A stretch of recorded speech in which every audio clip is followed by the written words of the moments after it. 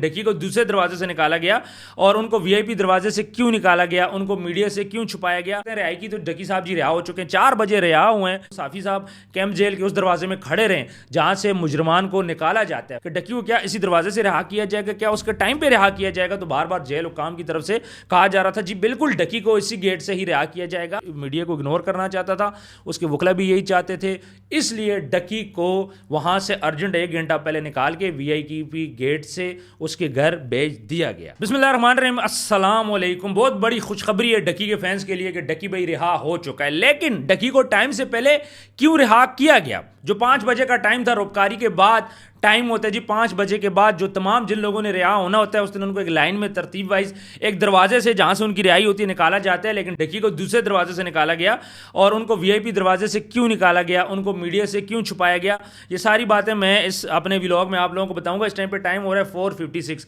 4:56 हो रहे हैं। 5 बजे का टाइम होता है, 4 मिनट अभी भी बाकी हैं।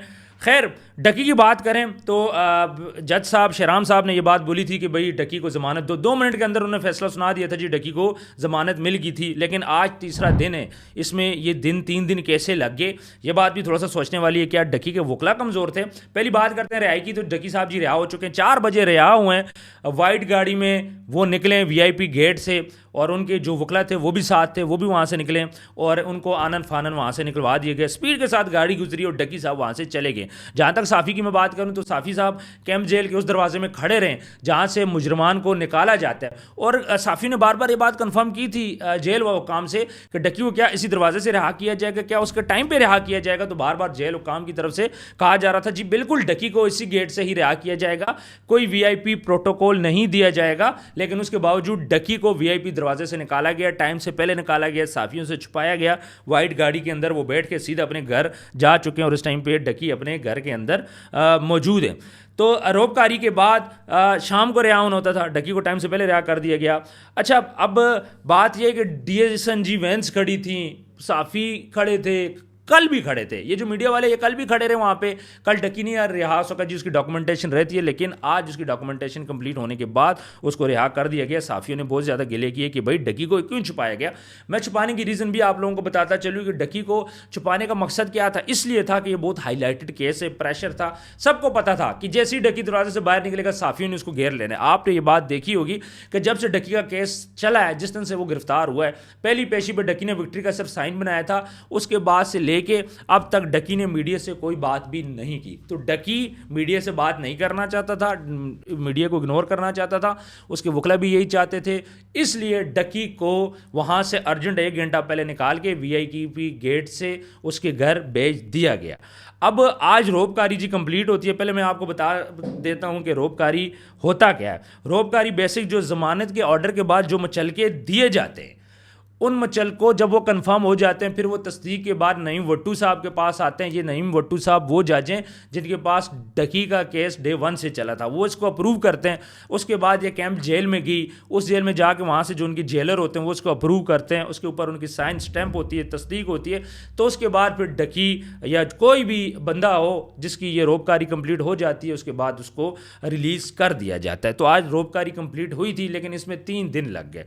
कल का पूरा दिन वकला और उसकी बिजी रहे। जब हमारा उनसे कांटेक्ट होता है तो बोल रहे थे जी आज हम बिजी हैं। आज भी हमारा उनसे जब कांटेक्ट होता है कि यार हमने आपको मौक़िफ़ लेना है, हमारी एक नुमाइंदा उनसे जब कांटेक्ट करती हैं मोमना, तो आगे से बोलते हैं आज बिजी, हम आपको सैटरडे वाले दिन यानी कल नहीं तो परसों हम लोग आपको इंटरव्यू देंगे। खैर इंटरव्यू तो सेपरेट बात है, लेकिन 3 दिन लग गए। ये बात जहन में रखिएगा। इतना बड़ा केस जो कि पहले दिन ही सॉर्ट आउट होना चाहिए था, डकी को 3 दिन लग गए बाहर आते आते। अब डकी तो बाहर आ चुके हैं, अपने घर भी जा चुके हैं, लेकिन डकी या उसकी तरफ से कोई फैमिली के किसी बंदे का बयान सामने नहीं आएगा। मुझे पता है इस बात का, वो कोई बयान नहीं देंगे। कुफर टूटा खुदा खुदा करके 100 दिन से ज़ायद डकी जेल के अंदर रहा और उसके बाद उसको डे 1 से ही मीडिया से दूर रखा गया। मीडिया ने बहुत कोशिश की, पहले कभी उसको टाइम सुबह 9 बजे पेश कर दिया जाता, कभी उसके डॉक्यूमेंट्स रह जाते, इस तरह की चीज़ें डकी के साथ होती रही है। लेकिन यहाँ पे कुछ सवालात खड़े होते हैं कि डक्की को मीडिया से क्यों छुपाया गया और इसके पीछे कौन लोग थे, और उसको वीआईपी प्रोटोकॉल मैं इसको बोलूँगा क्यों दिया गया, टाइम से पहले इसको क्यों निकाला गया, सवाल जवाब क्यों नहीं करने दिए गए।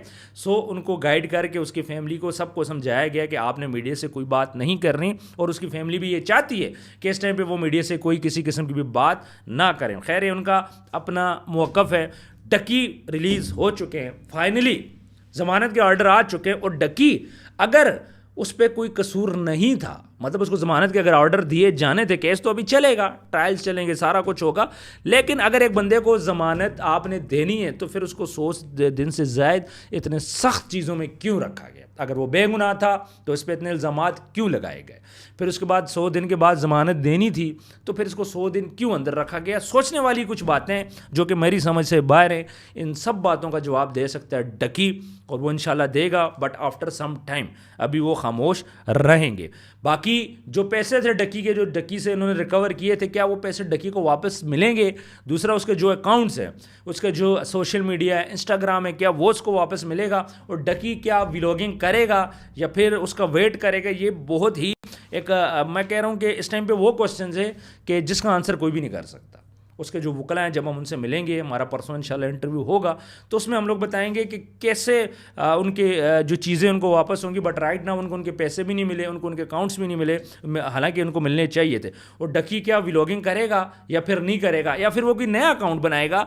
तो ये सारी चीज़ें, इनके जवाब अभी आने रहते हैं, और ये जवाब हम खुद से नहीं दे सकते।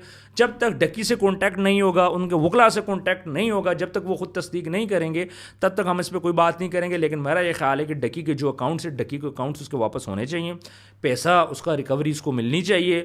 और 100 दिन उसने काम नहीं किया तो मेरा ख्याल है कि उसको अब इतना रिलैक्स होना बनता है। उसकी वालदा आज खुश होगी, उसके घर वाले आज खुश होंगे, उसके भाई, उसकी बीवी, सारे खुश होंगे। आज अच्छे खाने खाएगा, एक घर का एटमॉस्फेयर पॉजिटिव बनेगा, और मेरा ख्याल है कि ये बहुत बड़ी खुशी होगी जो आज उसके वालिदैन को मिली है। और हम सब के लिए भी सबक है कि ऐसा कोई काम ना करें जिसकी वजह से हमारे घर वाले भी परेशान हो और हम भी परेशान हों। अब इस टाइम पे मैं देख रहा था जो साफ़ी हैं कुछ, वो खड़े हैं अभी भी वहाँ पे इंतज़ार कर रहे हैं। कुछ को इन्फॉर्मेशन मिल चुकी है, कुछ को इन्फॉर्मेशन नहीं मिल चुकी, और डक्की इस टाइम पे घर चले गए। ये इन्फॉर्मेशन मैंने आप लोगों के साथ शेयर करनी थी। एक दो सवाल हैं जिनका जवाब अगर आपके पास हुए तो आप कमेंट सेक्शन में हमारे साथ शेयर कर सकते हैं। पहली बात, अभी तक ये बात सामने नहीं आई कि डक्की को लेने कौन आया था। सबसे बड़ा सवाल तो ये है कि डक्की को लेने कौन आया था। हर पेशी पे तो उसकी मिसेज और उसकी वालदा और उसके भाई को देखा जाता है, लेकिन आज वो कहीं नज़र नहीं आया। दूसरी बात, जिस गाड़ी में डक्की गया वो गाड़ी किसकी थी?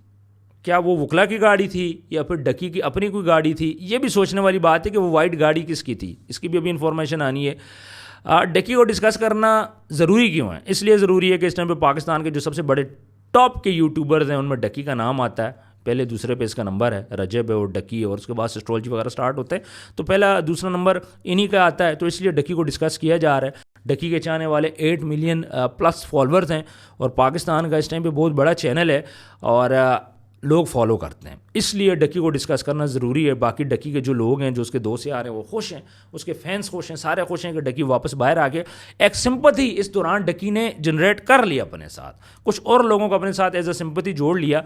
लेकिन दूसरी साइड पे गेमिंग ऐप की बात करें हम लोग, तो प्रमोशन चल रही हैं, गेमिंग ऐप्स चल रही हैं, जो मेन मेजर है, मैं नाम नहीं लूँगा, 1xBet की तरह की कुछ और भी हैं, 1xBet खुद है, ये इस टाइम पे पाकिस्तान में चल रही हैं। तो सवाल ये उठता है कि अगर गेमिंग ऐप चल रही हैं, जब जुआ पाकिस्तान के अंदर चल रहा है, तो फिर डक्की को गिरफ्तार करने का फ़ायदा क्या था? ये भी एक बड़ा, ये वो क्वेश्चन है जो मैं रेज कर रहा हूँ, जो शायद कोई रेज ना करे, लेकिन मैं रेज करूँगा कि अगर गेमिंग ऐप काम कर रही हैं तो डक्की को गिरफ्तार क्यों किया गया, और अगर आज डक्की छूट गया है तो उसके पैसे और उसके अकाउंट्स का क्या बनेगा। ये कुछ क्वेश्चंस है जो मेरे माइंड में, अगर आपके पास कोई जवाब है तो आप कमेंट सेक्शन में हमें ज़रूर बताइएगा। बहरहाल राइट नाउ डक्की रिलीज़ हो चुके हैं, इन्फॉर्मेशन मैंने आपको दे दी है।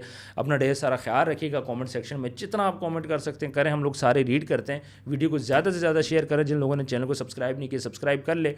एंड इम्पॉर्टेंट थिंग इज़ कि अब आगे क्या होगा डक्की के साथ, व्लॉगिंग करेगा, नहीं करेगा, कोई और बिजनेस करेगा, क्या करेगा, मतलब सोचने वाली बात है ना कि जब उसके अकाउंट फिलहाल तो उसके पास नहीं है, आज नहीं कल नहीं 2-3 दिन रेस्ट करेगा, उसके बाद डकी क्या करेगा? अभी मेंटली डिस्टर्ब होगा, इसको साइकेट्रिस्ट को दिखाया जाएगा, उसके कुछ मेडिकल ट्रीटमेंट्स होंगे। और ये जो 100 दिन डकी ने गुजारे, मेरा ख्याल है कि इसकी ज़िंदगी के बुरे तरीन दिन होंगे और इससे इसने बहुत कुछ सीखा होगा। अब क्या सीख मिलती है ये आने वाले दिनों में हमें नज़र आ जाएगी। और सिर्फ डकी ही क्यों, बाकी लोगों को भी तो पकड़ा जा सकता था, कोई नहीं पकड़ा गया। अगर कोई पकड़ा गया तो वो छोड़ दिया गया, डकी को क्यों नहीं छोड़ा गया? ये क्वेश्चन जो है ना मेरे माइंड में, मतलब मेरी समझ से बाहर है। ठीक है, पॉलिटिकल प्रेशर था, कुछ लोगों के साथ उसकी टसल थी, कुछ लोग उससे पैसा लेने चाहते थे, NCCI वाले थे, कुछ करप्ट अफसरान थे, वो भी अभी जेल की सलाखों में हैं। तो ये सारी चीज़ें मतलब डकी क्यों, मेरी समझ में नहीं आ रहा। अगर आप लोगों की समझ में आ रहा है तो आप लोगों ने मुझे ज़रूर बताना है। अपना ढेर सारा ख्याल रखिएगा, मिलता है नेक्स्ट वीडियो में। अल्लाह हाफिज़।